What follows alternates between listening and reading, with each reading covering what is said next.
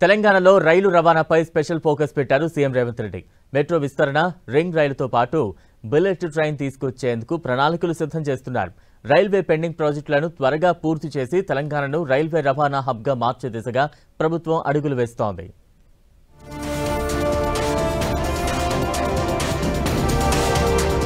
తెలంగాణలో పబ్లిక్ రవాణా వ్యవస్థలో మార్పులకు ప్రభుత్వం శ్రీకారం చుట్టింది.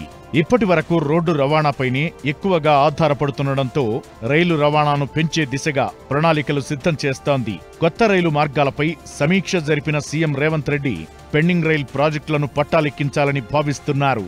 అంతేకాదు తెలంగాణకు bullet rail, ring rail, rapid రైళ్లను అందుబాటులోకి తేవాలని యోచిస్తున్నారు.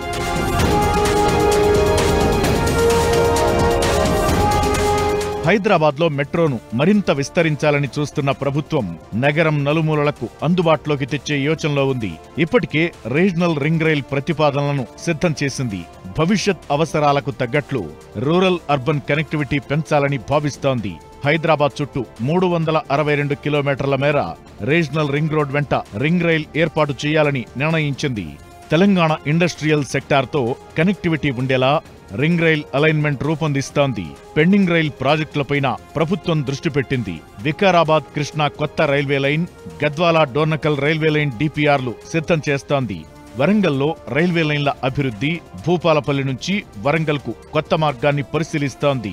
భవిష్యత్ అవసరాలకు అనుగుణంగా వరంగల్లో రైల్వే ప్రాజెక్టులు చేపట్టాలని ప్రభుత్వం భావిస్తోంది.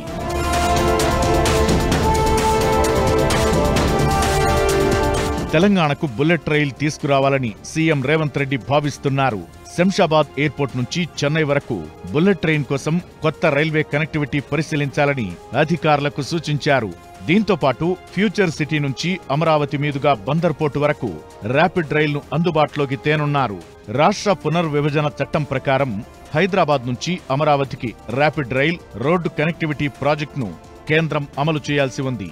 మొత్తానికి రైలు రవాణా విస్తరణతో తెలంగాణ ఇండస్ట్రీ, టూరిజం, ఆర్థిక వృద్ధికి బిగ్ బూస్ట్ గా మారనుందని భావిస్తున్నారు.